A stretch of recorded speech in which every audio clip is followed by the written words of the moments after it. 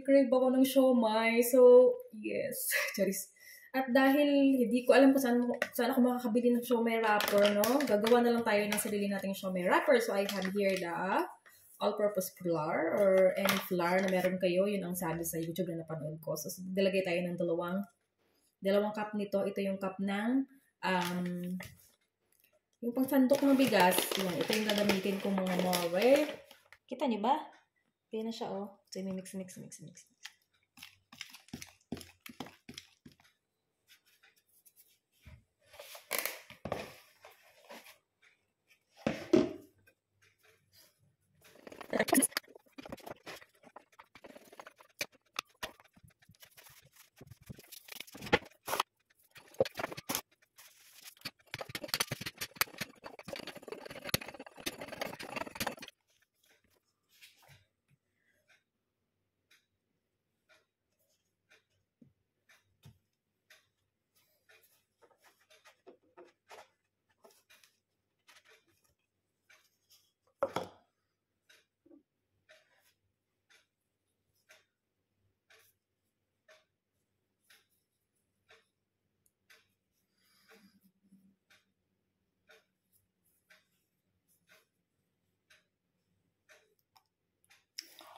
Guys, look at that! So, ayun na yung nagawa kong ating mga siomai wrapper.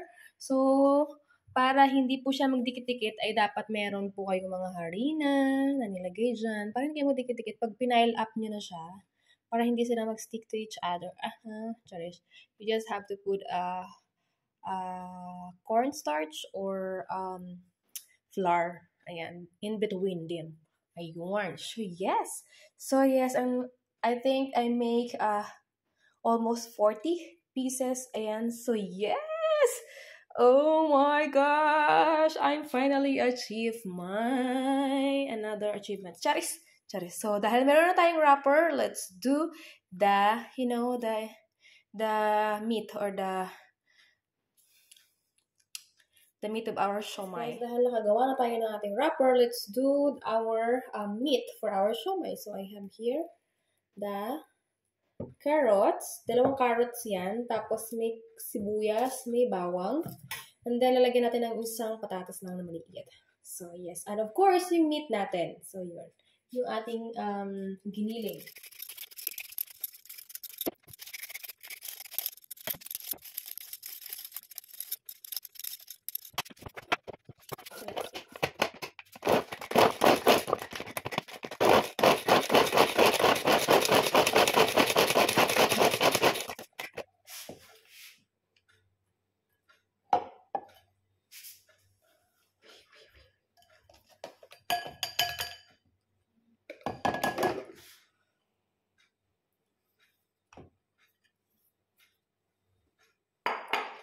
Guys, so nandito na pala yung ating giniling. Ito ay 50% beef, 50% pork. Ayan. So, wala kasi akong makita sa Aldi na yung pure pork. Ganun. Gusto kasi yung pure pork kasi wala. So, ito 50-50. Tapos, ito na yung ating mga kanina. So, ihalo na natin dito.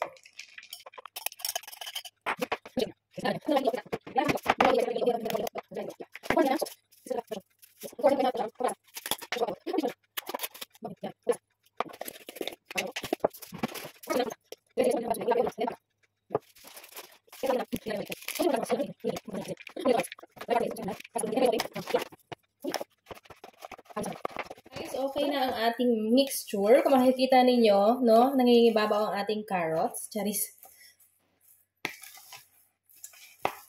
Ang kulay ng carrots. Ayan. So, yun. So, meron ako ditong scooper. Bahala na kayo kung anong gusto ninyong tawag ito, kung ano yung pangkuha ninyo. Sa akin ito. Ayan. So, yun. Kuha lang tayo ng isang scoop. This. Tapos, kuha tayo ng ginawa nating wrapper. So, anyway, guys, ito yung wrapper natin. So, yes. Ayan na siya. Ang ganda, oh. Diba? Tapos, ilalagay natin sa gitna itong mixture. Uy, ayaw pa yata matanggal sa scooper ko. Yun, di ba? Nasa loob na siya. Ganyan. Tapos, tsaka nyo, bahala na kayo kung paano ninyo iikot-ikot, ganyan, no? Yan.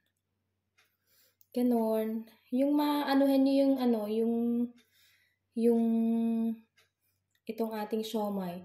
Tsaka, ang kinaganda kasi nito guys, dahil nilagyan natin siya ng egg, elastic yung ano natin, elastic yung wrapper natin at kaya niyang, yan. So, this is our finished product. Ito yung nakabalo natin. So, yes. Tapos, ganyan na lang. Tapos, mag-steam tayo. Tapos, pakita ko sa inyo. Guys, ayan yun na yung mga nabalot natin. Tapos, meron na pala akong na-steam, mga more. Nag-steam na ako at 15 minutes na yan, guys. Mukhang okay na siya. Oh my gosh. Oops. Wait lang. Yung camera natin, nag-moist. Diba? Oh. Okay. Ngayon naman pala, guys, ay gumagawa ako ng sausawan. Ito ay madaming bawang. Ayan. Bawang. Gagawa tayo ng fried bawang. Fried bawang. Basta ganun. So, yun. Wala ako ng dalawa dun sa ating mga na-steam na.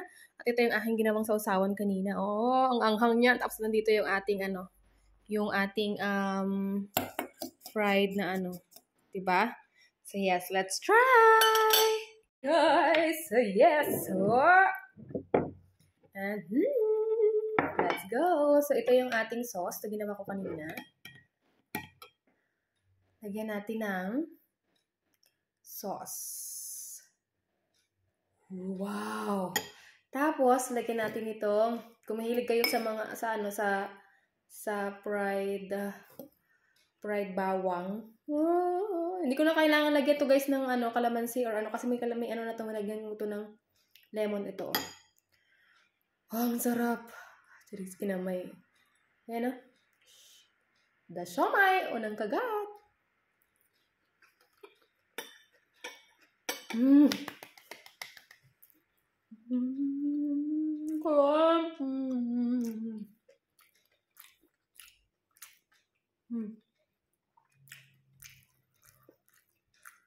Pwede mo kasi sausawan dito guys.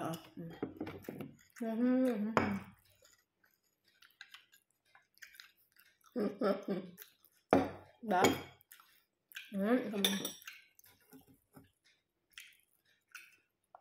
Garlic.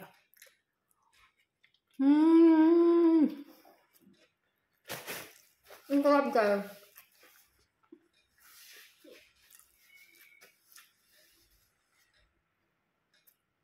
Spicy.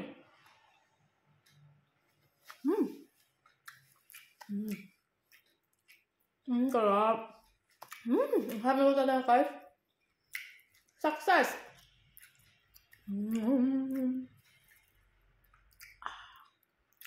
So yan, kung gusto nyo gayahin guys, yan. So yan lang.